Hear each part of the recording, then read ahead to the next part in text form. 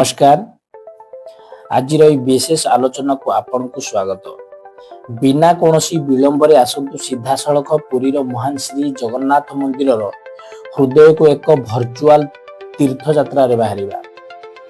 10 एकर परिमित जगार व्यापीथिबा एही अद्भुतपूर्व स्थापत्य आमर गौरवमय इतिहासर जीवंत उदाहरण। आमर एही यात्राटी खूब शीघ्र रोमांचकर हेबाकू जाउछि। आज आमे प्रथमे मंदिरर बाह्य पाचेरी आरंभ करिबा यात्रा, जहा सिंहद्वार देई प्रवेश करिबा। यहाँ पर विराट रोषघर सही चर्चित तथा रहस्यमय रत्न भंडार विषय रे जानिबा एवं शेष रे जाई पवित्र रत्न सिंहासन निकटरे पहुंचीबा। एही महान कीर्तिराजर विशालता को प्रकृत रे हृदयंगम करने को हेले आमको प्रथमे यार इतिहास एवं स्थापत्य विषय रे जानिबा को पड़िबो। परंतु तो यह केवल गोटे दिन बा वर्षर काम नथिला। एही मंदिरर निर्माण एकाधिक शताब्दी धरी चलीथिबा एक निरंतर प्रक्रिया थिला। द्वादश शताब्दी रे राजा चोडगंग देव यार निर्माण कार्य आरंभ करथिले एवं तांको परे त्रयोदश शताब्दी रे राजा अनंग भीम देव मुख्य मंदिरर कार्य संपूर्ण करथिले।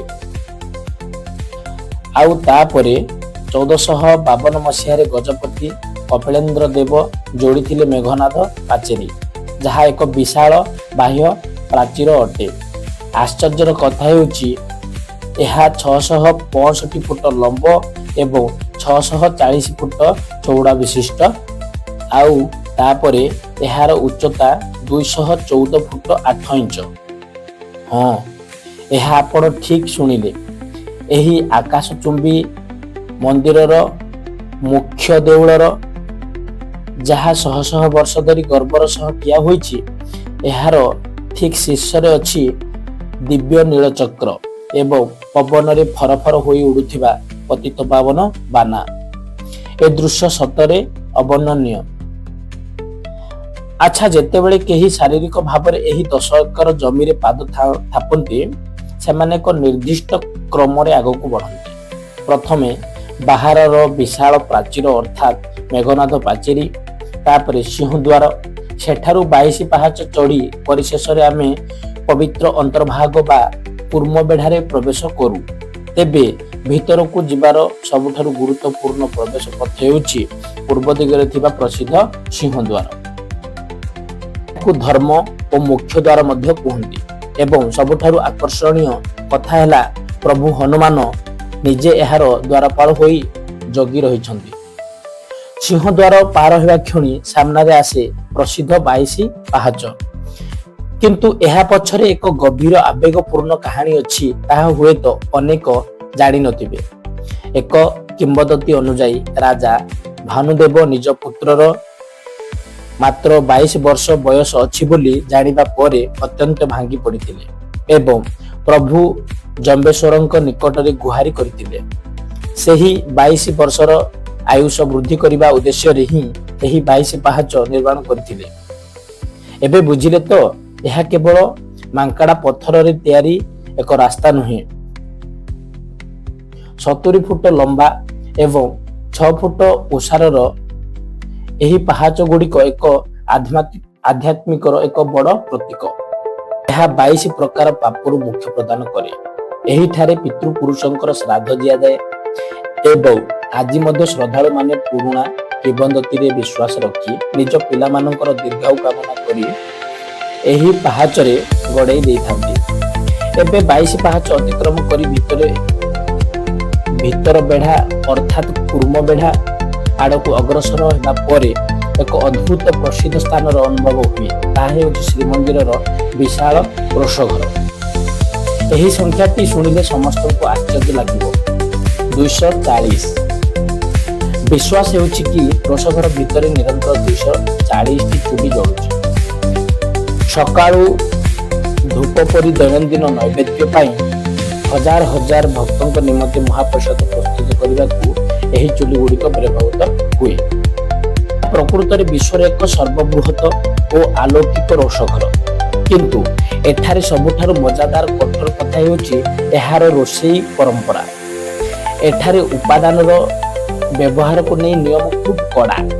କେବଳ ପ୍ରାଚୀନ ଓ ଦେଶୀ ଉପାଦାନ ଯେପରିକି ଦେଶୀ ଆଳୁ, କଞ୍ଚା କଦଳୀ, ସାରୁ, କଖାରୁ, ମୂଳା ଏବଂ ଘିଅ ହିଁ ଅନୁମୋଦିତ। ଅନ୍ୟପକ୍ଷରେ ବିଲାତି ଆଳୁ, ଟମାଟୋ, ରସୁଣ, କଞ୍ଚାଲଙ୍କା, ବନ୍ଧାକୋବି ଏବଂ କୌଣସି ପ୍ରକାରର ତେଲ ସମ୍ପୂର୍ଣ୍ଣ ଭାବରେ ନିଷିଦ୍ଧ। ଏହି ଶହ ଶହ ବର୍ଷର ପରମ୍ପରା ଆଜି ବି ଅକ୍ଷୁଣ୍ଣ ରହିଛି। ରୋଷଘରରୁ ଆଗକୁ ବଢିବାକୁ ହେଲେ ଆମେ ପହଞ୍ଚିବା ମନ୍ଦିରର ସବୁଠାରୁ ଗୋପନୀୟ ସ୍ଥାନରେ, ଯାହାର ନାଁ ଶୁଣିଲେ ହିଁ ମନରେ ରହସ୍ୟର ବାତାବରଣ ସୃଷ୍ଟି ହୁଏ।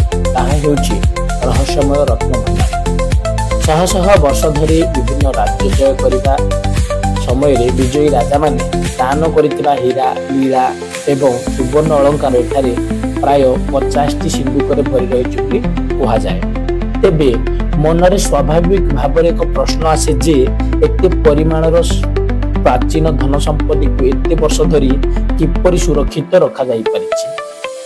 ଏହାର ଉତ୍ତରଟି ଖୁବ୍ ଚତୁରତାର ସହ ଏକ ବିକେନ୍ଦ୍ରୀକୃତ ବ୍ୟବସ୍ଥା ମଧ୍ୟରେ ରହିଛି। ସୁରକ୍ଷା ପାଇଁ ଏଠାରେ 3ଟି ଚାବି ବ୍ୟବହାର କରାଯାଏ। ଗୋଟିଏ ଚାବି ରହେ ପୁରୀ ଗଜପତି ମହାରାଜଙ୍କ ପାଖରେ, ଆଉ 2ଟି ଚାବି ରହେ ଶ୍ରୀମନ୍ଦିର ପ୍ରଶାସନ ଓ ଭଣ୍ଡାର ମେକାପଙ୍କ ପାଖରେ। ଏହି 3ଟି ଚାବି ଏକକାଳୀନ ଲଗାଇଲେ ଯାଇ ରତ୍ନଭଣ୍ଡାର ଦ୍ୱାର ଖୋଲିବ। କେଡ଼େ ଚମତ୍କାର ବ୍ୟବସ୍ଥା ନୁହେଁ କି? ଯଦିଓ 1952-1978 ମସିହାର ଏହାର କିଛି ଅଂଶର ହିସାବ କରାଯାଇଥିଲା, ଆଉ ଗୋଟିଏ ଖାସ୍ କଥା ହେଲା ଏହି ସୁନା କେବଳ ସିନ୍ଦୁକରେ ତାନା ପଡ଼ି ରହିନାହିଁ। ହରିଶୟନ ଏକାଦଶୀରେ ମହାପ୍ରଭୁଙ୍କର ସୁନାବେଶରେ ଚକଚକ କରୁଥିବା ସୁନା କଥା ଟିକେ ଭାବନ୍ତୁ ତ। ଏହା ଛଡ଼ା ରଘୁନାଥ ବେଶ, ବଣଭୋଜି ବେଶ ଏବଂ ରାଜରାଜେଶ୍ୱର ବେଶରେ ମଧ୍ୟ ଏହି ପ୍ରାଚୀନ ଅଳଙ୍କାର ଗୁଡ଼ିକର ଚମତ୍କାର ଦେଖିବାକୁ ମିଳେ। ଏବେ ଆସନ୍ତୁ ଆମର ଏହି ଅନ୍ୱେଷଣର ଅନ୍ତିମ ତଥା ସବୁଠାରୁ ପବିତ୍ର ପର୍ଯ୍ୟାୟ ଆଡ଼କୁ ଅଗ୍ରସର ହେବା। 48 ଫୁଟ ଉଚ୍ଚତା କେନ୍ଦ୍ରୀୟ ଗର୍ଭଗୃହ, ରତ୍ନ ସିଂହାସନ ଏବଂ ଏହାର ଚାରିପାଖରେ ଥିବା ଦେବଦେବୀଙ୍କ ଆସ୍ଥା।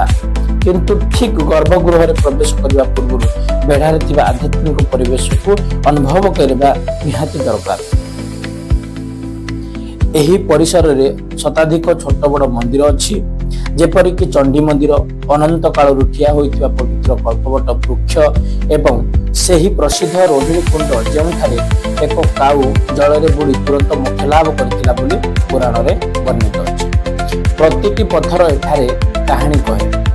ଶେଷରେ ଗର୍ଭଗୃହ ଭିତରେ ଏକ ବିରାଟ ଚାନ୍ଦୁଆ ତଳେ ଥିବା 16 ଫୁଟ ଲମ୍ବର ରତ୍ନ ସିଂହାସନ ଉପରେ ଦୃଷ୍ଟି ପକାନ୍ତୁ।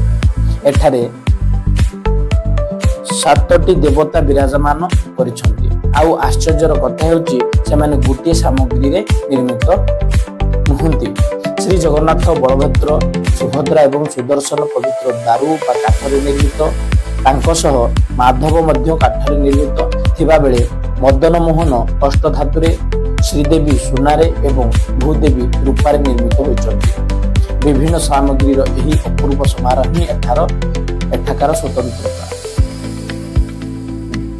ଆପଣଙ୍କୁ ଏହି ଭିଡ଼ିଓଟି କେମିତି ଲାଗିଲା ନିଶ୍ଚିନ୍ତ କମେଣ୍ଟ କରି ଜଣାନ୍ତୁ। ଯଦି ଚ୍ୟାନେଲଟିକୁ ସବସ୍କ୍ରାଇବ୍ କରିନାହାନ୍ତି ତାହେଲେ ସବସ୍କ୍ରାଇବ୍ କରିନିଅନ୍ତୁ। ରହିଲି, ଜୟ ଜଗନ୍ନାଥ।